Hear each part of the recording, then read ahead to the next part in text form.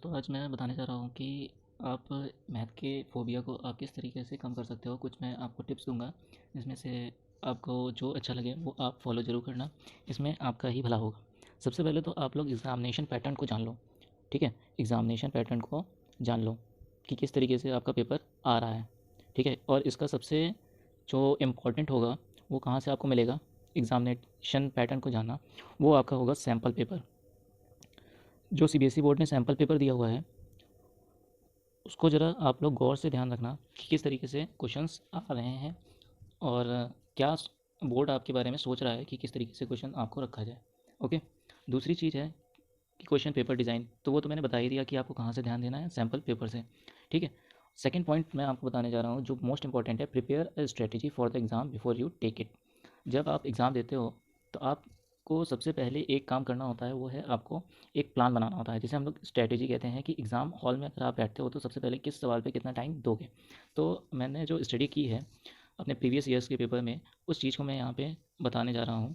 देखो, section A B and C and also D, इन चार पार्ट्स में बटा होता है। अभी तक जितने भी हमारे सेक्शंस आए हैं, यही केवल चार आए हुए हैं।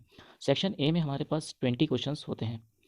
फिर बी पे आते हैं तो 6 क्वेश्चन हो जाते हैं, और सी पर आते हैं तो 7 क्वेश्चन, और डी पर आते हैं तो 3 क्वेश्चन हमें देखने को मिलते हैं। इस तरीके से हमारे पास टोटल क्वेश्चन की संख्या हो जाती है 36।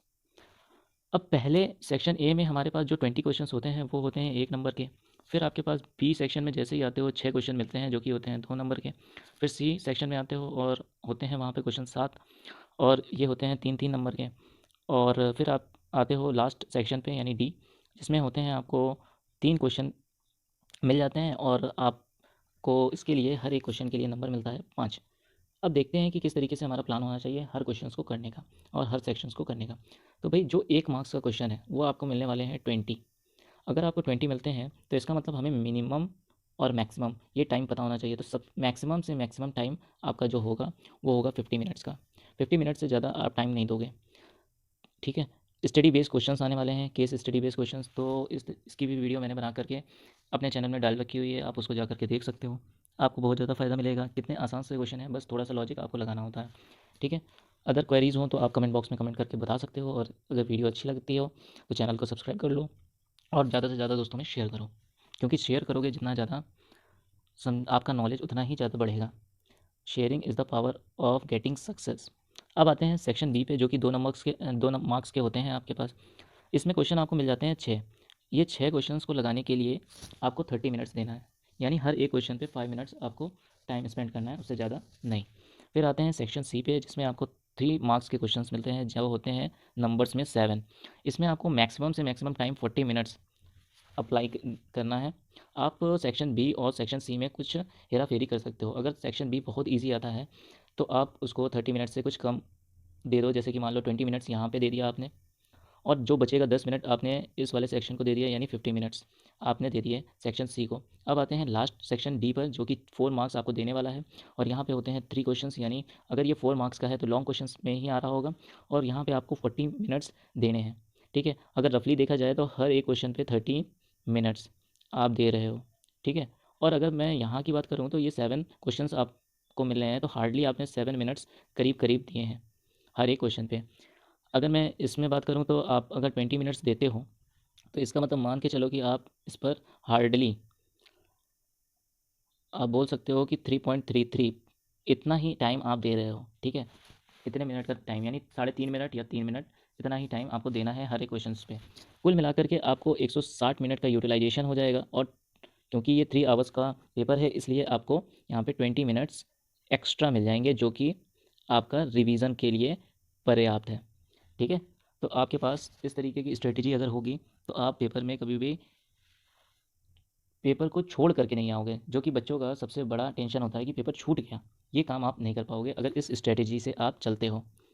अब मेरा तीसरा जो पॉइंट है वो बहुत ध्यान रखना कि use the first 15 minutes effectively. जो आपको 15 मिनट्स मिलते हैं पढ़ने के, रीडिंग करने के, तो क्वेश्चंस को धैर्यपूर्वक पढ़ लेना।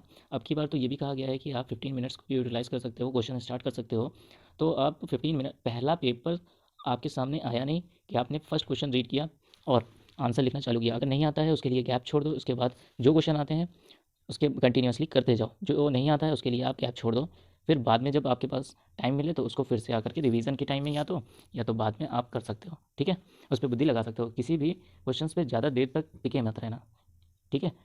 तो आपका पेपर छूटेगा नहीं, ये बात आपको समझ में आ गई होगी। ये था हमारा third point, don't worry about the tough and complex problems. मतलब अगर कभी टफ आपको मिलता है या कॉम्प्लेक्स मिलता है, तो वो टफ और कॉम्प्लेक्स प्रॉब्लम तभी होता है जब आप लोग उस चीज़ की स्टडी नहीं किए होते हो, ठीक है। तो सीबीएसई बोर्ड टफ और कॉम्प्लेक्स प्रॉब्लम तो देता तो नहीं है, लेकिन आप लोग से आशा करता है कि आप लोग उस पर बुद्धि जरूर लगाओ। जो आपने पढ़ा होगा उसी में से क्वेश्चन आएगा, उससे बाहर से तो नहीं आएगा। तो बहुत ही ज़्यादा टेंस लेने की ज़रूरत आपको नहीं है।